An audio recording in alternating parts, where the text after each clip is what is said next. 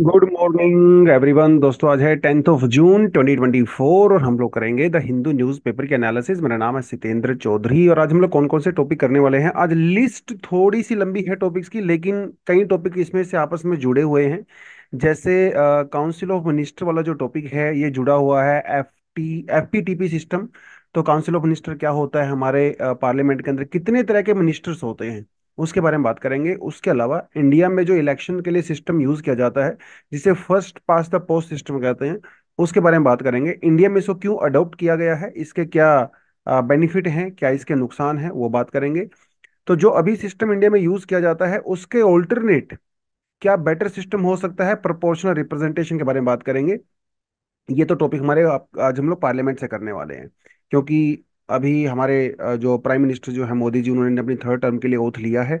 Council of ministers ने भी यहाँ पे ओथ लिया है, सभी एमपीज ने यहाँ पे ओथ लिया है। उस कॉन्टेक्स्ट में आर्टिकल इंपॉर्टेंट है। उसके अलावा दो आर्टिकल हम लोग साइंस वाले सेक्शन से करेंगे, जहाँ पे हाइड्रोजन लाइन क्या होता है ये आपको मैं बताऊंगा। और ये हाइड्रोजन लाइन वाला कॉन्सेप्ट थोड़ा सा एमआरआई के अंदर भी यूज किया जाता है। तो एमआरआई मशीन्स जो होती हैं बेसिकली बहुत एडवांस होती हैं, बहुत कॉस्टली होती हैं। उसका एक अभी चीपर वर्जन बनाया गया है, उसके बारे में हम लोग बात करेंगे। उसके अलावा एडिटोरियल सेक्शन बहुत डीप नहीं है, हाँ, लेकिन जो इंडिया में क्रिमिनल इन्वेस्टिगेशन सिस्टम है, या जो जुडिशरी के अंदर जो थोड़े फ्लॉज हैं, या हमारे जो पुलिस सिस्टम है उसके अंदर फ्लॉज हैं, वो एक केस स्टडी के मीडियम से यहाँ बताया गया है। तो ये केस स्टडी आपको एग्जाम्पल देने के बहुत काम आएगी।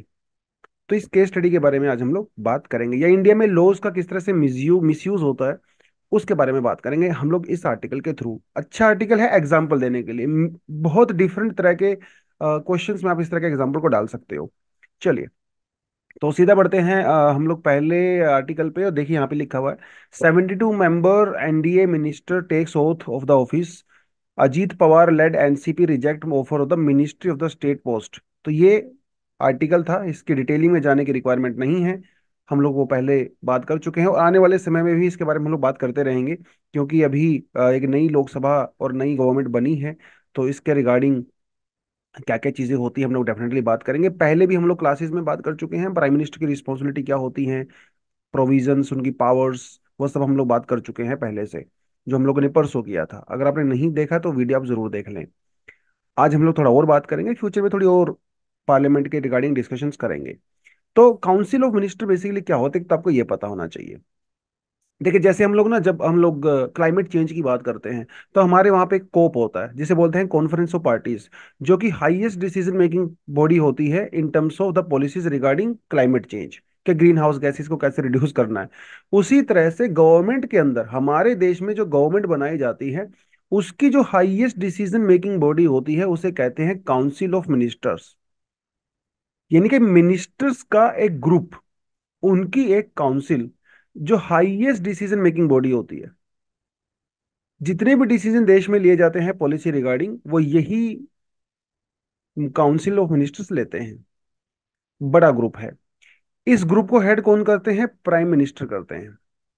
लेकिन जैसे ऐसा होता है ना कि फैमिली हमारे में मम्मी पापा दादा दादी चाचा चाची सब लोग होते हैं, राइट। तो एक हमारे काउंसिल ऑफ मिनिस्टर्स हैं। बच्चों का यहाँ पे कोई खास रोल नहीं होता बेसिकली।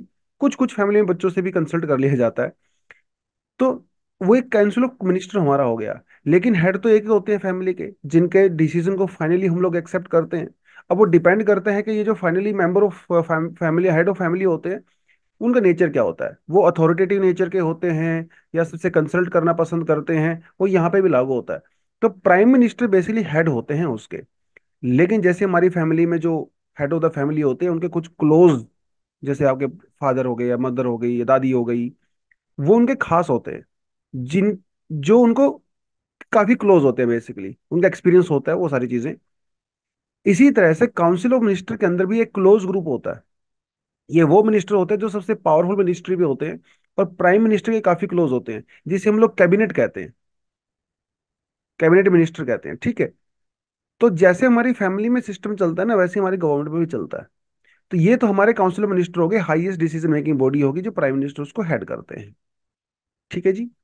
नाउ, इन 2003 91st कॉन्स्टिट्यूशनल अमेंडमेंट एक्ट, इसमें यह बताया गया कि भैया काउंसिल ऑफ मिनिस्टर की स्ट्रेंथ कितनी होनी चाहिए। तो सीधी सी बात यह है, लोकसभा की जितनी स्ट्रेंथ है काउंसिल ऑफ मिनिस्टर की स्ट्रेंथ उससे 15% से ज्यादा नहीं हो सकती। ठीक है, कम हो सकती है, कोई दिक्कत नहीं है, 15% से ज्यादा नहीं हो सकती। नहीं तो लोग खुश करने के लिए जो है 100 COM बना देंगे, वो तो नहीं चलने वाला है।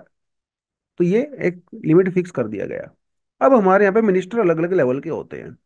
एक तो हमारे प्रॉपर मिनिस्टर्स होते हैं ना, रेलवे मिनिस्टर हो गए, आपके एजुकेशन मिनिस्टर हो गए, वो जो किसी प्रॉपर मिनिस्ट्री को, डिपार्टमेंट को हेड करते हैं। बड़ी पावरफुल पोजीशन होती है ये। फिर उसके बाद आते हैं इनसे नीचे वाले मिनिस्टर, जिसको कहते हैं मिनिस्टर ऑफ स्टेट्स। ठीक है, मिनिस्टर ऑफ स्टेट्स के दो रोल हो सकते हैं। या तो वो उन मिनिस्टर्स की हेल्प करें, या जो कैबिनेट मिनिस्टर्स होते हैं उनकी हेल्प करें, या फिर कभी कभी इनको इंडिपेंडेंट चार्ज भी दे दिया जाता है किसी पर्टिकुलर डिपार्टमेंट का। लेकिन ये डिपार्टमेंट बहुत स्ट्रॉन्ग और बहुत पावरफुल पोजीशन नहीं होती। अब ऐसा नहीं कह सकते ministry of state of defence, क्योंकि डिफेंस एक बहुत बड़ी चीज हो गई। तो मिनिस्टर के बाद आता है मिनिस्टर ऑफ स्टेट। बता दिया मैंने आपको पहले ही, minister of state cabinet minister को हेल्प भी कर सकते हैं, और इनको किसी डिपार्टमेंट का एक अलग से इंडिपेंडेंट चार्ज भी दिया जा सकता है। फिर आते हैं डेप्यूटी मिनिस्टर्स। डेप्यूटी मिनिस्टर वही सीधी सी बात, अभी ये प्रिंसिपल की हेल्प करते हैं, जो वाइस प्रिंसिपल होते हैं। तो ये बेसिकली हेल्प करने के लिए ही बनाए गए हैं, जो मिनिस्टर्स होते हैं या कैबिनेट मिनिस्टर्स होते हैं, या फिर जो minister of state independent charge होते हैं, इनको हेल्प करने के लिए डेप्यूटी मिनिस्टर्स होते हैं। राइट, क्योंकि एक आदमी की बस की बात नहीं होती है, बहुत सारा काम करना होता है, उनकी हेल्प करने के लिए बनाए गए हैं। फिर उनके पास सेक्रेटरीज होते हैं, दूसरी चीजें होती हैं, वो सब चीजें यहाँ पे रहती हैं। उसके अलावा प्राइम डेप्यूटी प्राइम मिनिस्टर की एक पोस्ट होती है, कॉन्स्टिट्यूशनल डिफाइंड नहीं है। प्राइम मिनिस्टर चाहें तो बना सकते हैं, अदरवाइज तो नहीं बना सकते। जैसे आप बात करें आफ्टर इंडिपेंडेंस, तो Nehru ji was India prime minister, लेकिन पटेल जी को डेप्यूटी प्राइम मिनिस्टर भी किया गया था। बहुत सारे एग्जाम्पल आपको यहाँ पे देखने को मिलते हैं इस तरह के। तो this is your council of minister. तो मिनिस्टर को ओथ तो लेनी पड़ती है, जितने भी मेंबर ऑफ पार्लियामेंट होते हैं सबको ही ओथ लेनी पड़ती है। ये आर्टिकल हम लोगों ने सैटरडे को भी किया था, ओथ क्या होती है मेंबर ऑफ पार्लियामेंट की, राइट, वो मैंने आपको बताया था। लेकिन इन मेंबर ऑफ पार्लियामेंट में से जो काउंसिल ऑफ मिनिस्टर होते हैं, इनको भी ओथ यानी कि शपथ जिसको बोलते हैं वो दिलवाई जाती है। तो शपथ क्या ली जाती है, प्रेसिडेंट अपॉइंट करते हैं ऑफ कोर्स। और शपथ क्या है, ओथ क्या होती है? To bear the true faith and allegiance to the constitution of India. Obviously बात है, तो नॉर्मल सी बात हो गई। To hold the sovereignty and the integrity of India, ये भी बड़ी नॉर्मल सी बात है। To faithfully and consistently discharge the duty of the office, बिल्कुल सोच समझ के, दिमाग से, दिल से, फेथफुली, ईमानदारी से अपनी ड्यूटी करनी है भैया, ये आपकी ओथ का पार्ट होता है। To do right, to fall in to all manner of the people, to according with the constitution and the law, without fear and favour, किसी का दबाव नहीं मानना है, कॉन्स्टिट्यूशन के रिगार्डिंग, उसके अकॉर्डिंग, रूल ऑफ लॉ के अकॉर्डिंग जो सही है वही करना है, बिना किसी इल विल के, किसी नफरत के, हेट के, किसी को फेवर नहीं करना है, किसी से डरना नहीं है, अपनी ड्यूटी को पूरा करना है। ठीक है, तो ये होगी आपकी ओथ। ठीक है, सैलरी तो पार्लियामेंट ही डिसाइड करता है, तो ये कोई खास चीज नहीं है।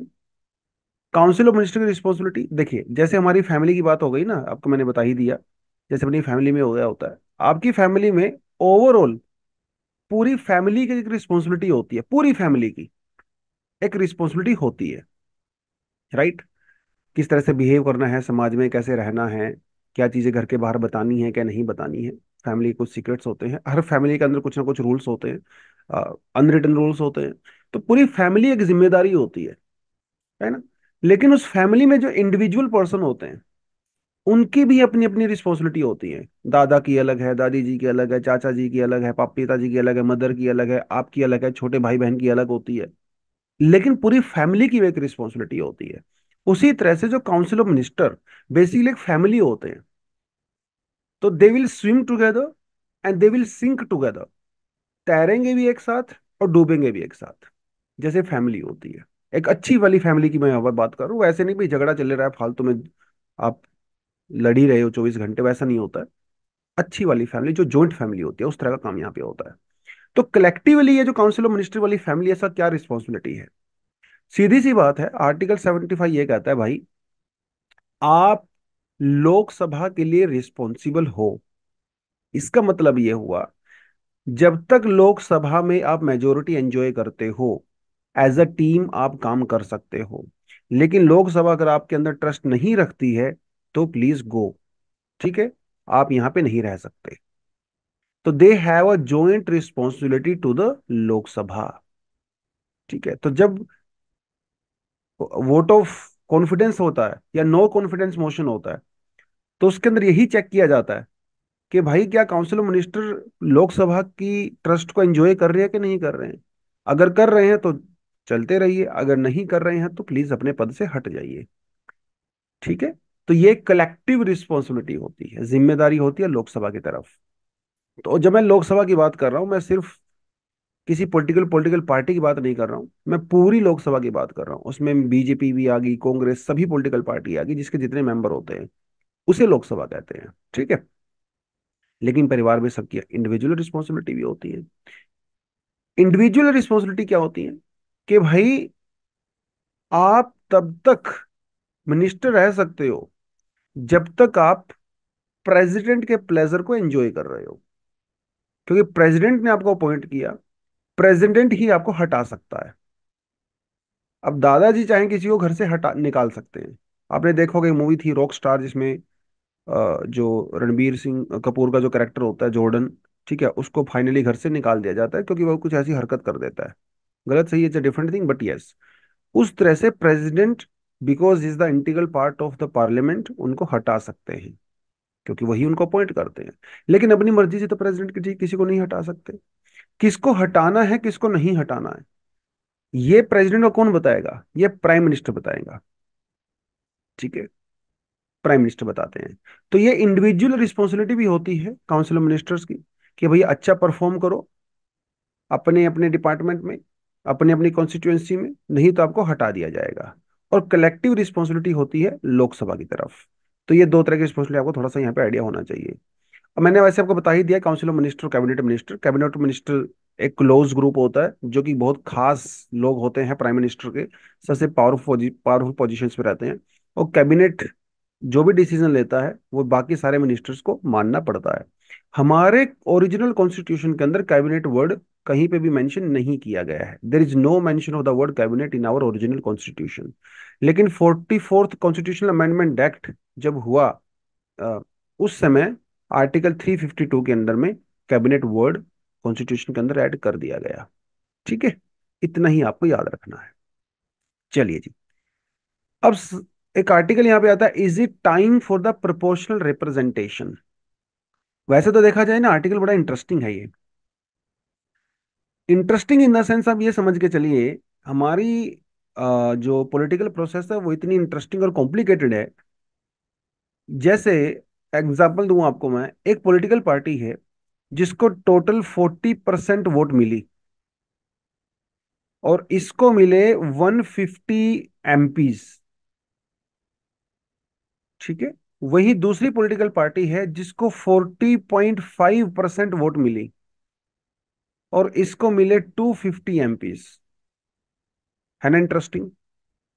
एक और पॉलिटिकल पार्टी है सपोज, जिसको बाकी 15% वोट मिली, और इसको मिले सिर्फ 2 MPs। ये तो नाइंसाफी है। ये हमारे यहाँ पे सिस्टम अभी यूज होता है। और ये सिर्फ बताने के लिए नहीं बता रहा हूं मैं, आप इसका प्रैक्टिकल एग्जांपल देख सकते हो। इन 2014 2019 के इलेक्शंस में ऐसा हुआ है। देखिए बीजेपी यहाँ पे, ठीक है, वो तो नजर आ ही रहा है। बीजेपी को 2014 में 31% सीटें मिली, 282 उसको सीट्स मिली। ठीक है, 2019 में उसको 37.3% वोट मिला, 303 सीट मिला। ये ठीक लग रहा है ना? 37 मिला तो भैया 303, 31 मिला तो 282, सही सबसे कम हो गया। कांग्रेस का भी ठीक ही लग रहा है।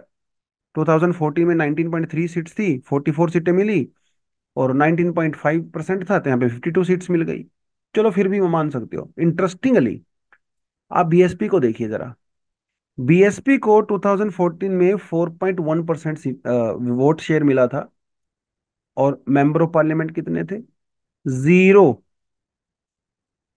नेक्स्ट 2019 में they got only 3.6% vote share, but they got 10 seats. भाई आपका वोट शेयर घट गया, लेकिन आपकी सीट इंक्रीज हो गई।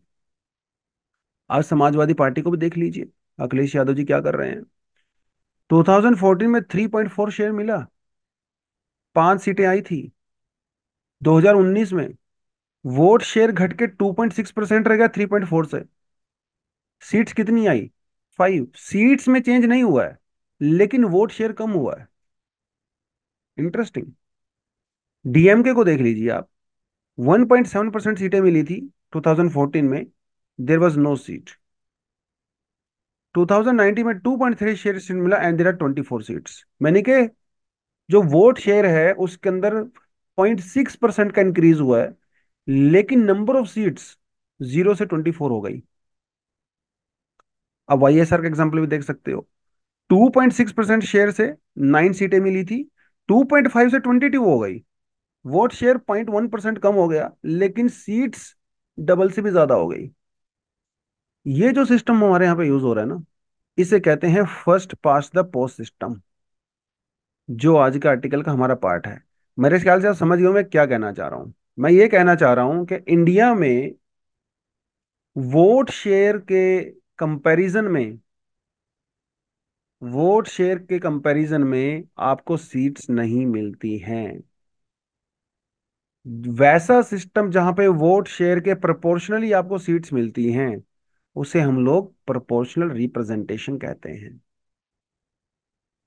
इंडिया में वो यूज जनरल इलेक्शंस में नहीं होता है। हमारे यहाँ पे जो सिस्टम यूज होता है उसे बोलते हैं first past the post system. ठीक है। कैसे काम करता है, आपको जनरल से मैं आइडिया दे देता हूँ, एक एग्जांपल से शायद आपको थोड़ा आइडिया ठीक से लग जाएगा। मान के चलिए देर आर 3 कैंडिडेट्स, ठीक है, जो कि इलेक्शन में खड़े हुए हैं भैया, and there are 100 votes. 100 votes. पहले आदमी को यहाँ पे जो मिली हैं वो मिली हैं इनको, सपोज करिए 40 वोट्स। ठीक है। दूसरे जो कैंडिडेट हैं यहाँ पे, इनको आप सपोज करिए मिली हैं 15 सीट्स। तीसरे जो आदमी को यहाँ पे वोट मिली हैं, they are like 45 seats, 85, sorry 35 seats. ठीक है।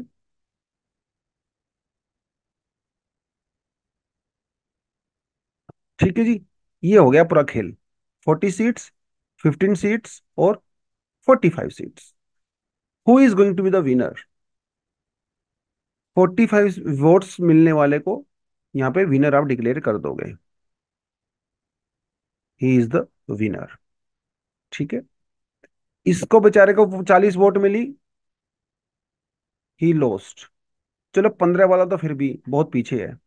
अब मान के चलिए यहां पे इस आदमी को मिली हैं 42 सीट्स। ठीक है जी। इसको मिली है 43 सीट्स। सिर्फ एक वोट का फर्क है। Who is the winner? 43 seat वाला इज द विनर। इसे कहते हैं first past the post system. यानी कि आप एक दौड़ रहे थे, एक ट्रैक था उस पर आप दौड़ रहे थे, वहां पे एक फिनिशिंग लाइन है, आपको सिर्फ इस फिनिशिंग लाइन को टच करना है। उससे कोई फर्क नहीं पड़ता आप ये फिनिशिंग लाइन 1 घंटे में टच कर रहे हो, आधे घंटे में कर रहे हो, 15 सेकंड में कर रहे हो। अगर आप दूसरों के कंपैरिजन में पहले टच कर रहे हो तो यू आर द विनर। ठीक है। आप 100 मीटर की दौड़ दौड़ रहे हो, आपको ये मतलब नहीं है का इंडिविजुअल स्कोर कितना है, भैया आप दूसरों से बेटर कर रहे हो तो आप विनर हो। That is first past the post system, जो हम लोग इंडिया में यूज करते हैं। और यही इसी वजह से बहुत बार क्या होता है, वोट शेयर कम होने के बावजूद भी आप विनर डिक्लेयर हो जाते हो, जैसे इस केस में हुआ। पहले इन भाई साहब को 45 सीट्स में वोट्स मिल रही थी, ही वॉज द विनर। अब भी उसकी वोट शेयर कम हो गया, उसके बावजूद भी ही इज द विनर। और इनका वोट शेयर बढ़ा है, पहले इट वॉज 49, दिस इज 42, उसके बावजूद भी he lost. This is first past the post system. ठीक है। आई थिंक आपको एग्जाम्पल से थोड़ा आइडिया लग गया होगा। अब सवाल ये उठता है कि यहाँ पे कोई 50% की मेजोरिटी वाला सिस्टम नहीं होता है। ठीक है। इंडिया में first past the post system को इंट्रोड्यूस क्यों किया गया? आफ्टर इंडिपेंडेंस बहुत सारी बातें हुई, इस चीज को लेकर डिस्कशंस हुए, फिर भी हम लोगों ने इसी सिस्टम को कंटिन्यू किया। इसके क्या क्या रीजंस हो सकते हैं? पहली बात तो देखिए, ये बहुत सिंपल सा सिस्टम है ना। ज्यादा कैलकुलेशंस करनी नहीं है। दिख रहा है सरेआम भाई किसको ज्यादा वोट मिली है, तो वो जीत जाएगा। अब उसको 15 वोट मिली, 100 में से 10 वोट मिली, 40 मिली, 50 मिली, 90 मिली, डजेंट मैटर। सिंपल सा दिख रहा है, इसको ज्यादा वोट मिली है तो वो विनर है। तो इसको बड़ा सिंपल है एग्जीक्यूट करना। और अब मान के चलिए इंडिया में इतने इलिटरेसी है, तो वहां पे कोई कॉम्प्लिकेटेड सिस्टम आप इंट्रोड्यूस करोगे तो लोगों को समझ में नहीं आएगा, चीजें बहुत ज्यादा यहाँ पे जो कॉम्प्लिकेटेड हो जाएंगी। ठीक है। और आप एक लिस्ट ऑफ कैंडिडेट के लिए वोट नहीं कर रहे हो, आप एक खास कैंडिडेट के लिए वोट कर रहे हो जो आपको पसंद है। तो वहां पे कम पसंद ज्यादा पसंद वाला सिस्टम नहीं चलता है। आपकी एक ही पसंद होती है, क्योंकि आपके पास एक ही वोट है, और एक वोट आप एक ही आदमी को दे सकते हो। अब ये नहीं कह सकते भैया ये दो कैंडिडेट हैं, ठीक है, मेरी प्रायोरिटी तो ये वाले हैं, लेकिन अगर ये नहीं जीते तो ये जीत जाए तो भी चलेगा। क्योंकि आपके पास तो एक ही वोट है, किसी एक को ही देनी पड़ेगी। और वो इसी तरह के सिस्टम में यूज हो सकता है। और इवन बिफोर इंडिपेंडेंस हम इस सिस्टम को कुछ लेवल पे यूज कर भी रहे थे पहले से। तो थोड़ा से फेमिलियर भी थे इस सिस्टम के द्वारा हम लोग, राइट। सिंपल है समझना इसको। Less educated person, illiterate person भी समझ सकता है। बड़ी अच्छी बात है, प्रैक्टिकल स्ट्रेटेजी नजर आती है ये हमें, राइट। और इसीलिए हम लोगों ने इसको बेसिकली मेजर तरीके से इंट्रोड्यूस करने की रीजन था। लेकिन इस सिस्टम के नुकसान बहुत सारे हैं, आपको दिख ही रहा है यहाँ पे नुकसान। तो कहीं ना कहीं ये सिस्टम मेजोरिटेरियनिज्म को सपोर्ट करता है ना। जिसको ज्यादा वोट मिली वो विनर। तो इसमें जो माइनॉरिटी ग्रुप्स हैं, minority caste groups, minority language groups, minority religious groups, ठीक है, उनको यहाँ पे नुकसान हो जाता है। क्योंकि अगर किसी की मान लो किसी पर्टिकुलर कास्ट की अगर 3% वोट हैं, वोट शेयर हैं, तो इनको तो रिप्रेजेंटेशन ही नहीं मिल पाएगा। क्योंकि अगर दूसरी कोई अपर कास्ट या कोई और डोमिनेटिंग कास्ट है जिसकी वोट अगर मान लो 12% है, तो इनको ज्यादा एडवांटेज है इसमें। और जो मेंबर ऑफ पार्लियामेंट यहाँ से इलेक्ट होके आएगा वो तो इनके लिए ही काम करेगा, इनके लिए क्यों काम करेगा वो। तो इससे जो कास्ट लाइन और जो ये डिवीजन है समाज में, एक तो वो होती है। और एक इसके अंदर बड़ी इंटरेस्टिंग भी है और थोड़ी आयरनी भी है। तो किसी अगर पार्टी को सपोज यहाँ पे अगर 30% वोट मिली हैं, तो that party is going to rule over 100% population. भाई 70% people actually don't like you, only 30% people like you. तो how can you say that you are representing the whole population. तो आपको 30% जो वोट मिली है तो आप इनके लिए ही ज्यादा काम करोगे, आप 70% को तो इग्नोर करने की टेंडेंसी यहाँ पे हो जाती है कहीं ना कहीं। और जो छोटी पार्टीज हैं, स्मॉल पार्टीज हैं, इनका तो बेचारी का रिप्रेजेंटेशन ही खत्म हो गया। जिनको 3% शेयर मिल रहा है, 5% मिल रहा है, 7% मिल रहा है, उनकी तो कोई गिनती ही नहीं है। बड़ी बड़ी पॉलिटिकल पार्टीज है, उनका इन्फ्लुएंस ज्यादा होता है, वो रैलीज पे ज्यादा खर्चा कर सकती हैं, राइट। उनको तो एडवांटेज यहाँ पे अपने आप ही हो जाता है, क्योंकि इनका वोट शेयर यहाँ पे डेफिनेटली इंक्रीज हो जाता है। Yes? तो विनिंग पार्टी को यहाँ पे नुकसान है, मेजोरिटी को यहाँ पे नुकसान है, और माइनॉरिटी को यहाँ पे नुकसान हो जाता है। ये एक सबसे बड़ी बात यहाँ पे नजर आती है। और कई बार आप अच्छी परफॉर्मेंस करने के बावजूद भी वोट शेयर के कंपैरिजन में आप लूज कर देते हो, और कई बार कम वोट शेयर होने की वजह से भी आप जीत सकते हो। ये एक सिस्टम हमारे यहाँ पे यूज होता है। तो इसका क्या ऑल्टरनेटिव हो सकता है, या फिर कोई और ऐसा ऑल्टरनेटिव है क्या अभी जो दुनिया में यूज किया जा रहा है? Answer is yes. तो एक प्रोपोर्शनल रिप्रेजेंटेशन का सिस्टम है जो कि हम यहाँ पे इंडिया में यूज करते हैं। राज्यसभा के जब एमपीज के इलेक्शंस होते हैं वहां पे हम लोग यूज करते हैं। जब प्रेसिडेंट साहब के इलेक्शंस होते हैं वहां पे हम लोग इस सिस्टम को यूज कर सकते हैं। यहाँ पे यूज करना आसान है, क्योंकि यहाँ पे जो मेंबर ऑफ पार्लियामेंट होते हैं, इलेक्टेड रिप्रेजेंटेटिव होते हैं, वही लोग वोट करते हैं, और वो सिस्टम को समझते हैं, मैच्योर होते हैं, तो वो ये कर सकते हैं।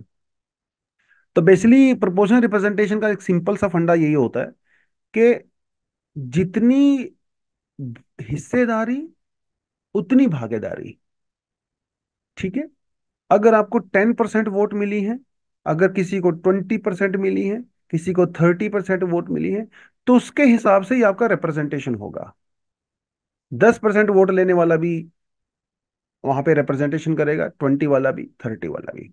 ये इसका एक बेसिक जो है वो सोल होता है प्रोपोर्शनल रिप्रेजेंटेशन का। हालांकि इसके अंदर भी कुछ वेरिएशंस होती हैं जो अलग अलग कंट्रीज में यूज की जाती हैं, but that is the basic concept proportional representation. ठीक है। तो हर कास्ट ग्रुप, हर रिलीजियस ग्रुप, हर माइनॉरिटी ग्रुप का यहाँ पे रिप्रेजेंटेशन आपको देखने को मिलता है अकॉर्डिंग टू देयर पॉपुलेशन। तो ऑब्वियसली बात है भाई, यहाँ पे बेटर रिप्रेजेंटेशन होती है आपके कंसर्न्स की। बहुत सारी कंट्रीज में इस चीज को यूज किया जाता है। जैसे आप ब्राजील में जो है सिस्टम का यूज किया जाता है, अर्जेंटीना में इस सिस्टम का यूज किया जाता है जो कि प्रेसिडेंशियल सिस्टम है। वहीं साउथ अफ्रीका में इसका यूज किया जाता है, नेदरलैंड में, बेल्जियम में, स्पेन में इस सिस्टम को यूज किया जाता है जो कि पार्लियामेंट्री डेमोक्रेसी है। लेकिन इंडिया, अमेरिका, अ, ठीक है, बहुत सारी कंट्री में हम लोग first past the post system का यूज करते हैं। ब्रिटेन में हम लोग इसी सिस्टम का यूज करते हैं क्योंकि हम लोगों ने वहीं से अडॉप्ट किया। पाकिस्तान भी इसी सिस्टम को कर रहा है, कनाडा भी उसी सिस्टम को कर रहा है। तो ये सब किया जाता है। लेकिन एक और बड़ा जबरदस्त ऑल्टरनेटिव है यहाँ पे, जिसे हम बोलते हैं एमएमपी। देखिए नोट्स मैंने सभी आपको दिए हुए हैं, आप वहां से पढ़ ही लोगे इसको। एमएमपी को बोलते हैं मिक्स्ड मेंबर्स प्रोपोर्शनल सिस्टम। ठीक है। ये बेसिकली दोनों का मिक्सचर होता है, first past the post system और प्रोपोर्शनल रिप्रेजेंटेशन का। ये एक बड़ा जबरदस्त कॉम्बिनेशन है। इसके अंदर बेसिकली जो वोटर होता है उसके पास यूजली दो वोट होती हैं। मजेदार बात है, अभी तो आपके पास एक वोट होती है, और ये वोट आप किसके लिए करते हो? अपने मेंबर ऑफ पार्लियामेंट के लिए करते हो जो आपकी कॉन्स्टिट्यूएंसी को रिप्रेजेंट करता है।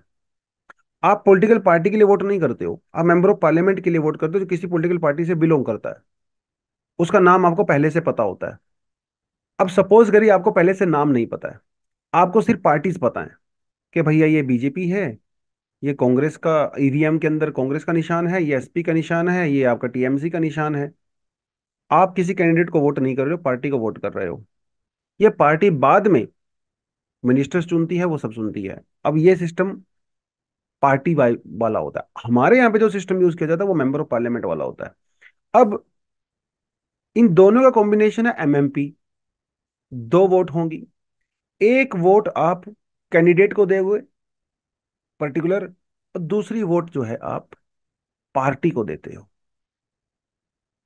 एग्जाम्पल से समझाता हूँ कैसे काम करता है ये। सपोज करिए एक कैंडिडेट है जिसका नाम है पप्पू सिंह। ठीक है, उसका नाम है पप्पू सिंह। अब पप्पू सिंह जो है किसी पॉलिटिकल पार्टी से बिलोंग करते हैं, सपोज एबीसी। ठीक है। अब हुआ ये, एक और कैंडिडेट है जिसका नाम है लप्पू सिंह। लप्पू सिंह बिलोंग करते हैं एक को दूसरी पॉलिटिकल पार्टी से जिसका नाम है XYZ। ठीक है जी। एबीसी पार्टी से जो प्राइम मिनिस्टर कैंडिडेट है वो आपको बहुत पसंद है। XYZ के जो मेंबर ऑफ जो पार्लियामेंट जो सॉरी प्राइम मिनिस्टर के जो फेस हैं वो आपको बिल्कुल भी पसंद नहीं है। लेकिन लप्पू सिंह को आप पसंद करते हो और पप्पू सिंह को आप पसंद नहीं करते। समझ रहे हो?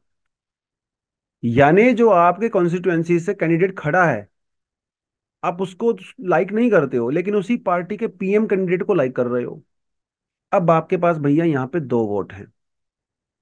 अब पप्पू सिंह को वोट मत करिए, ठीक है, आप इस कैंडिडेट को वोट मत करिए, लेकिन हाँ, आप इस पीएम को वोट कर सकते हो। बड़ा जबरदस्त सिस्टम है ये। वैसे चाहे तो आप दोनों को ही कर सकता है, पप्पू सिंह भी पसंद है, अगर आपको पीएम भी पसंद आप करिए। लेकिन कई ऐसे लोग हैं जो कि प्रैक्टिकली सेंस में आपको बताएं, और कि जैसे as a they want to see Modi as a PM. ठीक है, but they don't actually like the member of parliament और the candidate from their constituency. तो बहुत सारे लोग ऐसे हैं, तो उनके पास कोई ऑप्शन नहीं बचता है। ऑप्शन है नहीं उनके पास, या तो वो उसी कैंडिडेट को वोट दे क्योंकि अल्टीमेटली वो पीएम की तक जाएगा वोट, या फिर वो किसी और पॉलिटिकल पार्टी को they because you don't like your local candidate. ये सिचुएशन यहाँ पे होती है first past the post system में। मिक्स हो गया MMP, mixed merit, mixed members proportional system. अच्छा सिस्टम है। तो क्या ये सिस्टम यूज किया जाता है? बिल्कुल किया जाता है। ये सिस्टम जर्मनी में यूज होता है, ये सिस्टम न्यूजीलैंड में यूज होता है, जहां पे कुछ मेंबर ऑफ पार्लियामेंट वो first past the post system से आते हैं, और कुछ कैंडिडेट जो हैं मेंबर ऑफ पार्लियामेंट वो प्रोपोर्शनल रिप्रेजेंटेशन से आते हैं। दोनों का मिक्स हो गया तो आप पॉलिटिकल पार्टी को वोट करिए एक जगह पे, दूसरी जगह पे आप कैंडिडेट को वोट करिए। This is called MMP and the part of proportional representation. I hope थोड़ा सा आपको समझ में आ गया होगा। ठीक है। इंडिया में क्या इसको लेके कुछ सजेशंस आ रही हैं? बिल्कुल आ रही हैं सर। 117th जो रिपोर्ट आई थी लॉ कमीशन की, कहीं दिखा देता हूँ आपको, हाँ ये रहा। लॉ कमीशन की 117th रिपोर्ट 1999 के अंदर, they actually recommended this mix member parliamentary representation system, जो कि जर्मनी न्यूजीलैंड में यूज हो रहा है। उन्होंने कहा भाई देख ऐसा करते हैं, 25% जो सीट है वो प्रोपोर्शनल रिप्रेजेंटेशन कर लेते हैं, बाकी जो 75% सीट है वो first past the post system से कर लेते हैं। आइडिया तो था, उसके बाद और भी कई लोगों ने जो है इसको, आइडिया आया था ये, बट अभी तक इंडिया में इंप्लीमेंट इसको नहीं किया गया है। और देखिए, first past the post system जो कि पॉपुलेशन के ऊपर डिपेंड करता है, यानी कि जो बड़े स्टेट्स हैं उनके यहाँ पे ज्यादा बेनिफिट नजर आता है, छोटे स्टेट को नुकसान भी कई बार हो जाता है। तो अभी जो डीलिमिटेशन कमीशन इंडिया में यूज किया जा रहा है, उसके रिकॉर्डिंग जो नदर्न स्टेट्स हैं और जो सदर्न स्टेट्स हैं उनके बीच में एक ठीक ठाक सा बैलेंस बना हुआ है। लेकिन अकॉर्डिंग टू द लॉ, अभी जो नेक्स्ट सेंसस होगा, कब होगा भगवान जाने, लेकिन जब भी नेक्स्ट सेंसस होगा एक नया डीलिमिटेशन कमीशन बनेगा, उसमें सीट्स वो इंक्रीज होंगी। ठीक है, 543 545 से ज्यादा होंगी। उस सिचुएशन में जो सदर्न स्टेट्स हैं, छोटे जो स्टेट्स हैं, नॉर्थ ईस्टर्न स्टेट्स हैं, उनको नुकसान हो जाएगा, क्योंकि उनकी पॉपुलेशन कम है तो उनको सीट्स कम मिलेंगी। अब जैसे उत्तर प्रदेश है, कितना बड़ा स्टेट है भाई पॉपुलेशन के हिसाब से, इसलिए वो सबसे ज्यादा मेंबर ऑफ पार्लियामेंट भी भेजता है, उसका रिप्रेजेंटेशन ज्यादा हो गया। सिक्किम छोटा स्टेट है, उसका रिप्रेजेंटेशन ना के बराबर हो गया। अब क्योंकि पॉपुलेशन कम है सदर्न इंडियन स्टेट्स की, नदर्न स्टेट्स की ज्यादा है, तो इसलिए यहाँ पे सदर्न स्टेट्स को नुकसान हो सकता है। तो अगर हम लोग इस एमएमपी सिस्टम को यूज करेंगे तो इससे सदर्न स्टेट्स के जो इश्यूज हैं वो भी सोल्व हो सकते हैं, है ना? क्योंकि यहाँ पे आप पार्टी को भी वोट कर रहे हो, आप कैंडिडेट को वोट नहीं कर रहे हो। तो ये सिस्टम लेट्स सी है कि इंट्रोड्यूस होता है कि नहीं होता है। But I think basic understanding के लिए you got the point. Proportional representation क्या होता है, first past the post system क्या होता है, और उसके रिगार्डिंग जो मिनिस्टर्स होते हैं वो भी आपको शायद आइडिया लग गया होगा। ठीक है, आप नोट्स पढ़ लेंगे तो ये जो आपको दिए हुए हैं पीडीएफ में, कुछ स्टूडेंट्स तब मैं कमेंट पढ़ता हूँ कभी कभी, पूछते हैं सर ये आप पीडीएफ दे, ये क्या हमें मिलती हैं क्या? बिल्कुल मिलती हैं। आप नीचे डिस्क्रिप्शन में जाओगे, वहां पे आपको लिंक मिलता है डाउनलोड करने के लिए, आप प्लीज वहां से डाउनलोड इसको कर लीजिए। लेकिन फिर से वहां से एक ही बात आपको बोलता हूँ, जो टॉपिक लक्ष्मीकांत में दिए हुए हैं आप वो लक्ष्मीकांत से ही प्रेफर करें। जो न्यूज़पेपर के अंदर कवर होते हैं वहां से आप नोट्स लेके अपने लक्ष्मीकांत के अंदर ही ऐड करें। A4 शीट लें, उसके ऊपर अपने नोट्स बना सकते हैं, या डिजिटल नोट्स लेके उसका प्रिंट आउट निकाल के अपनी लक्ष्मीकांत में ऐड कर लीजिए आप लोग, क्योंकि at the end of the day वही आपके प्राइमरी नोट्स होने चाहिए। एनीवेज, थोड़ा मूड चेंज करते हैं, पॉलिटी से थोड़ा साइंस की तरफ चलते हैं।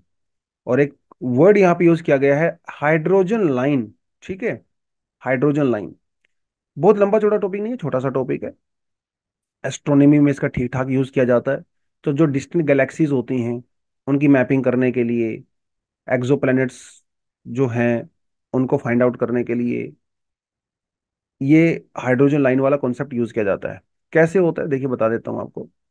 हाइड्रोजन हमारा सबसे सिंपलेस्ट एक एटम होता है, जिसके अंदर एक प्रोटॉन होता है और एक हाइड्रोजन होती है। अगर हमें थोड़ा बहुत स्कूल में पढ़ा होगा तो जो इलेक्ट्रॉन प्रोटॉन वगैरह होते हैं इनकी एक स्पिन होती है। ठीक है, ये रोटेट करते हैं, रोटेट करने के साथ साथ ये न्यूक्लियस के चारों तरफ रिवॉल्व भी करते हैं, जैसे हमारी अर्थ भी रोटेट करती है, रिवॉल्व भी करती है अराउंड द सन। कुछ कुछ वैसा कॉन्सेप्ट होता है। तो ये जो स्पिन होती है, यानी कि इनका जो पोल होता है नॉर्थ साउथ पोल टाइप्स, ये कभी अप हो जाते हैं, कभी डाउन हो जाते हैं।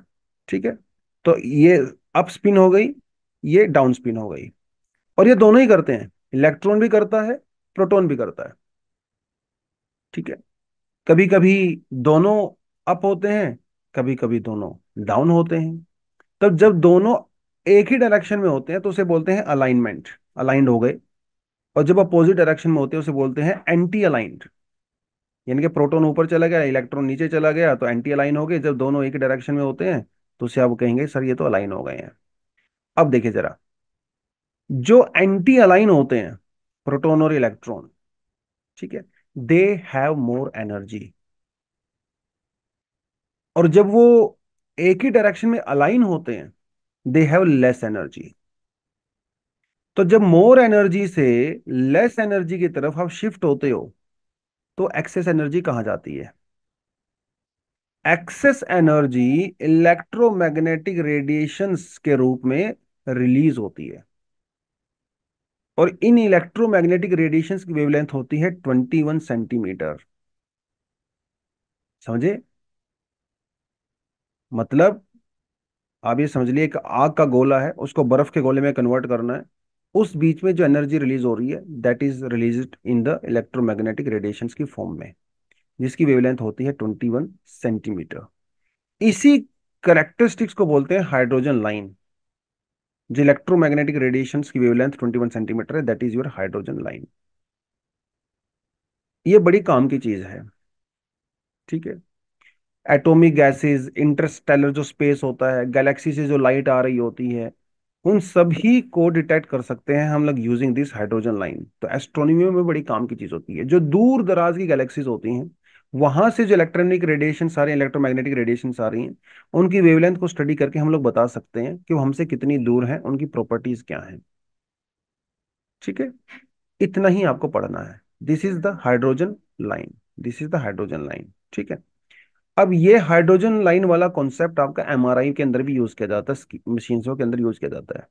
क्योंकि देखिए, हमारी बॉडी के अंदर बहुत सारा वाटर होता है, ठीक है, और बहुत सारे दूसरे केमिकल्स भी होते हैं।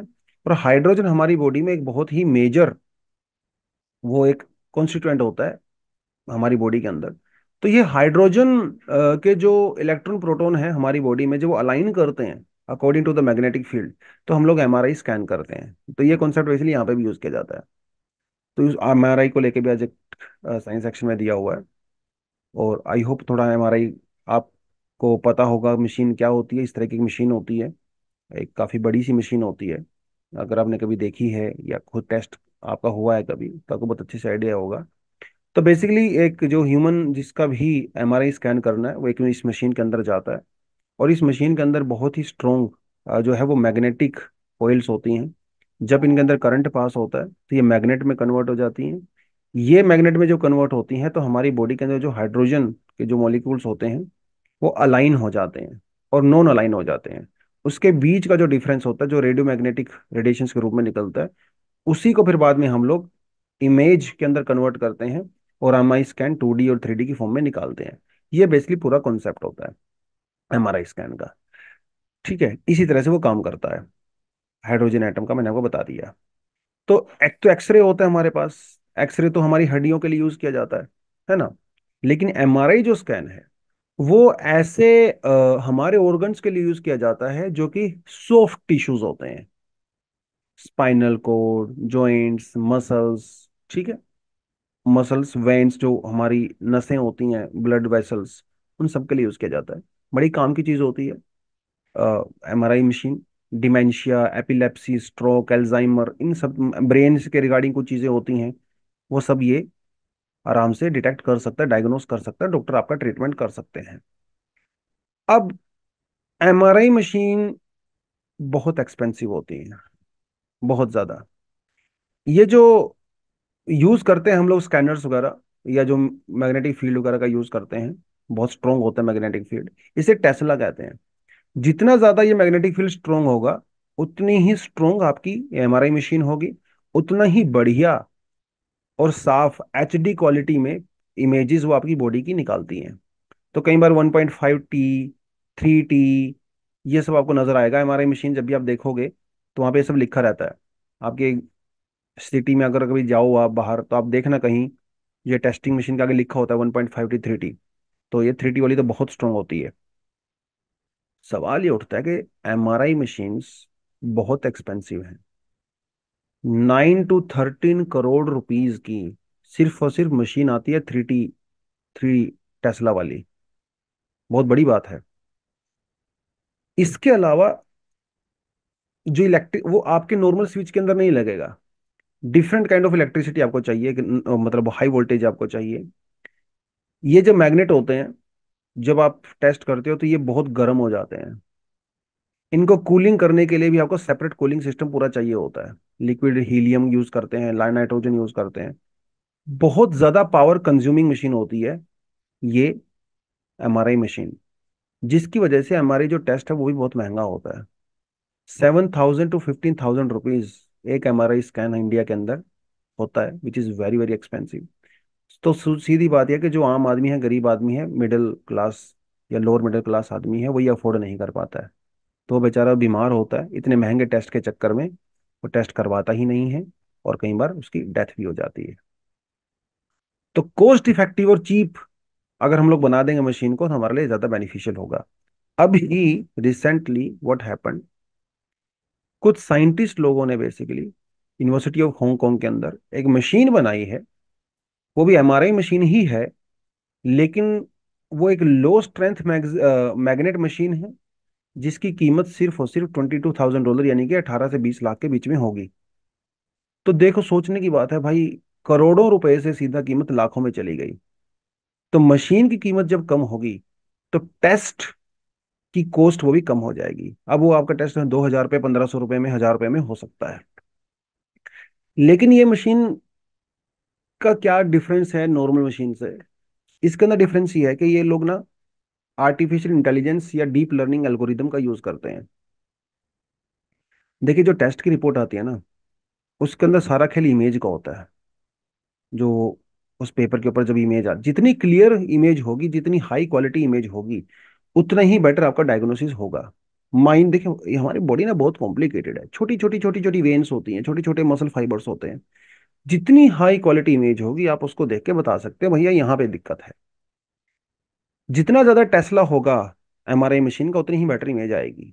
लेकिन ये जो मशीन है, ये एक्चुअली 0.05 टेस्ला पे काम करती है। तो आप कहोगे सर इसकी तो क्वालिटी हाई हो ही नहीं सकती। अब इन्होंने क्या किया है, जो high quality body body images होती हैं, उनके साथ इन लो क्वालिटी इमेजेस को कंपेयर किया, आर्टिफिशियल इंटेलिजेंस का यूज करके उसको हाई रेजोल्यूशन में कन्वर्ट कर दिया। जैसे अपने मोबाइल फोन में आप करते हो, आपने एक फोटो लिया, घटिया फोटो आया, लाइट कम थी, आप क्या करते हो, अपने मोबाइल के एडिटर में जाते हो, ब्राइटनेस, कॉन्ट्रास्ट, दुनिया भर की चीजें करके आप उसकी बढ़िया पिक्चर निकाल लेते हो। ये कुछ कुछ वैसा ही करता है। ये सब artificial intelligence deep learning algorithm के थ्रू होता है। अभी कुछ टेस्ट किए गए हैं, 30 लोगों के आसपास टेस्ट किए गए हैं, और काफी अच्छे रिजल्ट इसके रहे हैं। अभी वो कमर्शियली यूज होगी, कब होगी, वो तो अलग मुद्दा है। लेकिन यस, साइंटिफिक एक ब्रेक थ्रू यहाँ पे हुआ है, which is good for the, मतलब आम आदमी के लिए तो अच्छा ही है ना। इंडिया जैसी कंट्री में जहाँ पे गरीबी बहुत ज्यादा है भैया, जहाँ पे 7,000 10,000 लोगों की मंथली इनकम भी नहीं होती है, वहाँ पे बहुत काम की चीज है। ठीक है, चलो आगे बढ़े। तो एक केस है बेसिकली, केस स्टडी है। और इसमें आप कई सारी चीजें इंक्लूड कर सकते हो। क्रिमिनल इन्वेस्टिगेशन सिस्टम, इंडिया का जस्टिस सिस्टम, बहुत सारी चीजें आप यहाँ पे इंक्लूड कर सकते हो। केस स्टडी आती है कहाँ से भैया? बरेली से केस स्टडी आती है। आपको मैं छोटा छोटा करके ये केस बता देता हूँ। देखिए, कई बार ना महिलाओं को अक्यूज किया जाता है कि वो फॉल्स केसेस फाइल करती हैं, वो लॉ का मिसयूज करती हैं। और जो मेल होते हैं जो यूजली, सॉरी, इनोसेंट होते हैं, उनके ऊपर रेप चार्जेस वगैरह लगा के, किडनैपिंग चार्जेस लगा के, फिजिकल अब्यूज के चार्जेस लगा के उनको जेल में डाल देती हैं। एक ऐसा अक्यूज किया जाता है, जो कि मेजोरिटी ऑफ केसेस में गलत ही होता है। हालांकि कुछ ना कुछ केस तो ऐसे डेफिनेटली हो ही सकते हैं इतने बड़े देश में। और वैसा ही केस यहाँ से बरेली से आया है। तो 2019 का केस है बेसिकली ये। तो नाम चेंज किया गया, इन्होंने पूजा नाम की एक लड़की नाम चेंज है, रियल नेम नहीं है। शी वॉज 15 ईयर्स ओल्ड, और उसकी मदर ने पुलिस में कंप्लेंट किया कि एक रमेश नाम के लड़के ने मेरी लड़की को किडनैप किया, उसको दिल्ली लेके गए, दिल्ली जाके उसका रेप हुआ। और ये सिर्फ रेप उसने अकेले ने नहीं किया, बल्कि उस लड़के की मदर, उस लड़के की सिस्टर ने भी इस रेप को विटनेस किया। अब वो लड़के को, सीधी सी बात है, जेल में डाल दिया गया, जो कि होना चाहिए। इन्वेस्टिगेशन शुरू हुई और सारा मामला आगे बढ़ा। अब इस इन्वेस्टिगेशन में बहुत सारे लूप होल्स नजर आए। फर्स्ट ऑफ ऑल, वो जब लड़की, जो वो 15 की थी ही नहीं, शी वॉज 18 ईयर्स ओल्ड, जब उसका मेडिकल टेस्ट किया गया, ठीक है, जब उस लड़की को सेक्सुअल असोल्ट के लिए टेस्टिंग के लिए बोला गया तो उसने साफ साफ मना कर दिया। और वो लड़की जो है किसी और पर्सन से शादीशुदा थी, यानी कि जो पूजा थी, शी वॉज ऑल्सो मैरिड। उस लड़की ने, सीधी सी बात है, मैजिस्ट्रेट के सामने अपना बयान रिकॉर्ड किया, और उस बयान के नाम पे, बिहाफ पे, रमेश को अरेस्ट कर लिया गया। लेकिन जब उस लड़की का क्रॉस एग्जामिनेशन बाद में हुआ, तो उसने कहा कि रमेश ने मुझे किडनैप नहीं किया था। मैंने जो फॉल्स स्टेटमेंट दी है, अपनी मदर के कहने पे दी है, मेरी मदर ने मुझे फोर्स किया। और सिर्फ मदर ने ही नहीं, जो पुलिस ऑफिसर था, इन्वेस्टिगेशन ऑफिसर, वो मेरी माँ को जानता है, उन्होंने भी मुझे फोर्स किया, और इसलिए मैंने फॉल्स कंप्लेंट किया, क्योंकि मेरी मदर की रमेश के साथ कुछ पर्सनल दुश्मनी है। ये है पूरा मामला। अबडक्शन नहीं हुआ, रिकवरी नहीं हुआ, और इन्वेस्टिगेशन के अंदर तो भयंकर ही लूप होल थे। रमेश के खिलाफ प्राइमा फेशिया कोई भी सबूत नहीं था, लेकिन उसको उठा लिया गया, क्योंकि वो एक बड़ा सीरियस मामला हो जाता है, किडनैपिंग रेप का। अब बात आती है इन्वेस्टिगेशन के अंदर क्या क्या चीजें नहीं हुई, जो होनी चाहिए थी। पहली बात तो, लड़की का कोई मेडिकल टेस्ट हुआ नहीं, तो ये प्रूफ था ही नहीं कि वो उसका रेप हुआ है कि नहीं हुआ है। एक बात तो ये। इन्वेस्टिगेशन के दौरान उसकी मदर ने कहा कि मैंने रमेश को बार बार कॉल किया कि मेरी लड़की को छोड़ दो, लेकिन जब कॉल रिकॉर्ड चेक की गई तो ऐसी कोई भी कॉल नहीं हुई। ठीक है जी। दिल्ली में जिस रूम की बात कही गई थी, ठीक है, उस रूम को कभी भी अनलॉक नहीं किया गया, उसको लोकेट नहीं किया गया, उसका एग्जामिन नहीं किया गया। पूजा ने जो कपड़े पहने हुए थे, उनके किसी तरह की फोरेंसिक एनालिसिस नहीं हुआ। ठीक है। जो रेंटेड प्रॉपर्टी में रमेश खुद रह रहा था, उसका भी कभी एग्जामिनेशन नहीं हुआ। जिस, उसकी माँ ने बोला कि उसको सब्जी मार्केट से किडनैप किया गया है लड़की को, ठीक है, उसका भी कभी भी क्रॉस एग्जामिनेशन उस साइट का नहीं हुआ। ठीक है, सीसीटीवी कैमरे वगैरह कुछ नहीं देखा गया। इतनी सारी चीजें हुई। लड़की के बयान में ये नजर आ रहा था कि उसकी मदर और सिस्टर ने भी उस रेप को विटनेस किया गया है, लेकिन उस मदर और सिस्टम के मदर के विटनेस के स्टेटमेंट कभी ली ही नहीं गई, उनके खिलाफ भी कभी कोई कार्रवाई नहीं हुई प्राइमा फेसी। ठीक है।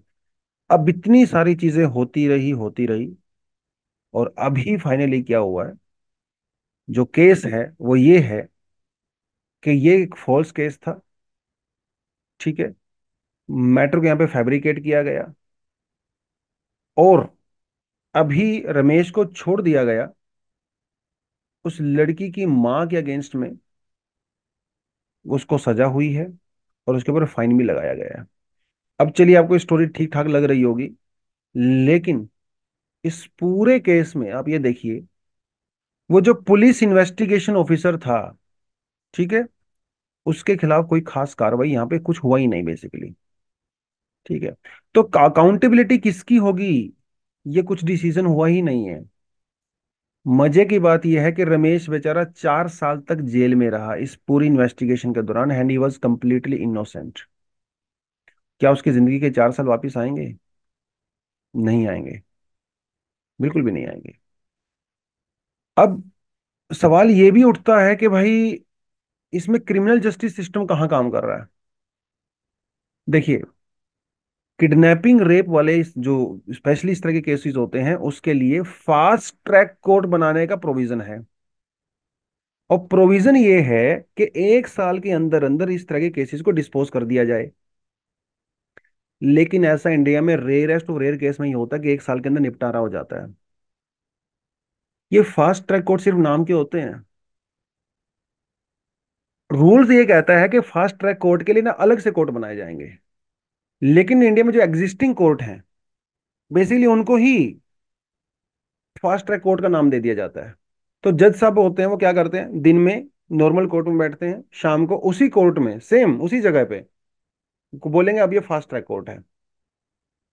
ये केस चलता रहा 4 साल तक। 109 हियरिंग्स इसके अंदर हुई हैं, और मोस्टली हियरिंग के अंदर सिर्फ और सिर्फ एडजमेंट हुआ है। तारीख पे तारीख, तारीख पे तारीख, तारीख पे तारीख चलती रही। बीच में कोविड-19 भी था। उस लड़के ने बार बार बेल के लिए अप्लाई किया, लेकिन उसको बेल नहीं मिली। और क्योंकि वो गरीब फैमिली से बिलोंग करता है, वो एक महंगा लॉयर अफोर्ड नहीं कर पाए, और उसकी फैमिली की गरीबी की वजह से वो 4 साल तक जेल में ही रहा। अगर वो लॉयर अफोर्ड कर पाते तो उसको आराम से बेल मिल सकती थी। एक तरफ सरकार ये कहती है भी हमें अपनी जेलों को डीकंजेस्ट करना है, उसके अंदर भीड़ कम करनी है, और उसके बाद फिर इस तरह के केसेस चलते रहते हैं जो कि तारीख पे तारीख, तारीख पे तारीख, तारीख पे तारीख। तो ये एक केस ऐसा है जो कि हमारे जस्टिस सिस्टम की पोल खोल के रख दे रहा है, अलग अलग लेवल पे। इन्वेस्टिगेशन लेवल पे जिस तरह की धांधलियां होती हैं, किसी तरह की कोई अकाउंटेबिलिटी नहीं है।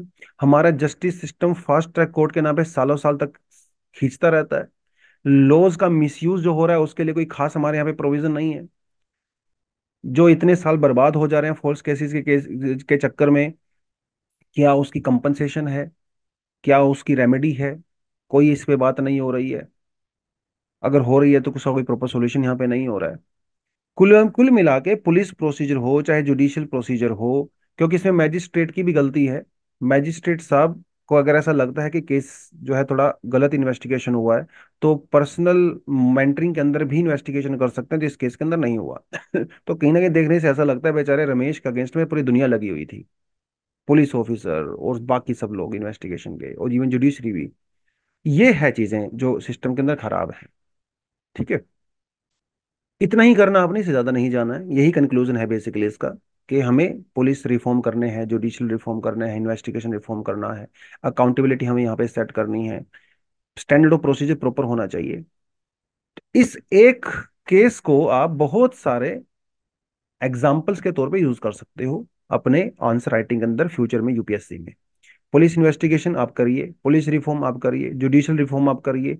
पॉवर्टी और जुडिशरी का अगर आ जाता है कोई क्वेश्चन इस तरह का रिलेशन में, आप उसको यहाँ पे यूज कर सकते हो। ठीक है, जो लूप होल्स हैं हमारे सिस्टम के अंदर, आप उसको यहाँ पे यूज कर सकते हो। ठीक है।